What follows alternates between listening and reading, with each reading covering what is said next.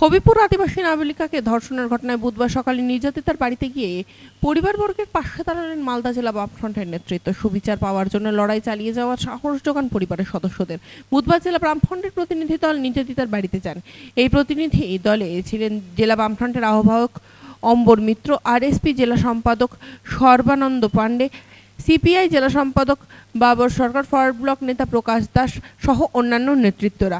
এছাড়াও ছিলেন হবিপুর ব্লক বামফ্রন্টের একাধিক নেতৃত্ব। তারা গিয়ে সকলে মিলে এদিন নির্যাতিতার বাড়িতে যান। তার পরিবারবর্গের সঙ্গে কথা বলেন। তাদের কোনো রকম ভয় ভীতি প্রলোভন না পেয়ে মেয়ের সঙ্গে হওয়া অন্যায়ের বিরুদ্ধে সুবিচার পেতে লড়াই চালিয়ে যেতে সাহস যোগান। এছাড়াও তাদের সাথে কথাবার্তা বলেন বামফ্রন্টের কর্মী সমর্থকেরা। এখানে অল্প কিছুদিন আগে একটি অল্প বয়সী মেয়ে, তার উপরে অত্যাচার হয়, শারীরিকভাবে নিগ্রহ হয় এবং ধর্ষণকাণ্ডই হয়েছে।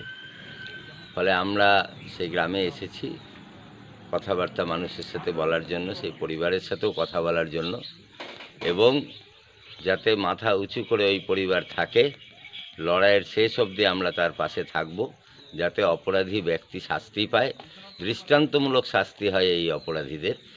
যিনি অপরাধ করেছেন, গোটা দেশ জুড়ে এই অপরাধের বিরুদ্ধে লড়ছে, রাজ্য জুড়ে মানুষ লড়ছে। এই ধর্ষণ কাণ্ড, ধর্ষণ সমাজে ক্রমাগত বেড়ে যাচ্ছে। এই জাতীয় অত্যাচার, মহিলাদের উপরে অত্যাচার, অল্প বয়সী মেয়েদের উপরে অত্যাচার, এর বিরুদ্ধে আমরা সার্বিক লড়াইয়ে এই মানুষগুলির পাশে, সাধারণ গরিব মানুষ এদের পাশে আছি, সেই বার্তা দেওয়ার জন্য আজকে আমরা এখানে এসেছি। খুব নোংরা হয়ে যাচ্ছে। এই হবিবপুরেই পরপর 3টি ঘটনা ঘটলো। রাজ্য জুড়ে যা ঘটছে তা তো আমরা জানি, মালদা জেলাতেও বহু জায়গায় এরকম ঘটনা ঘটছে, আর হবিবপুরেই পরপর 3টি ঘটনা ঘটলো। ফলে দোষীদের যদি দৃষ্টান্তমূলক শাস্তি না হয়, যদি কোনো রকমভাবে এই দোষীরা পার পেয়ে যায় আইনের কোনো ফাঁক ফোকরে, তাহলে সমাজটা বিষাক্ত হবে।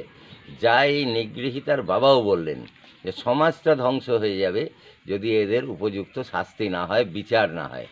আমরা তাই লড়াই করব, এই বিচারের জন্যই লড়াই করব, সমাজকে পরিষ্কার রাখার জন্যই আমাদের লড়াই, বামফ্রন্টের লড়াই। সেই লড়াইয়ে আমরা পাশে আছি সব সময়। রাজনীতি দূরে সরিয়ে রেখে আমরা এইসব পরিবারগুলির পাশে থাকব, আর এই অপরাধীদের যাতে সর্বোচ্চ সাজা হয় তার জন্য আমরা সব সহযোগিতা করব।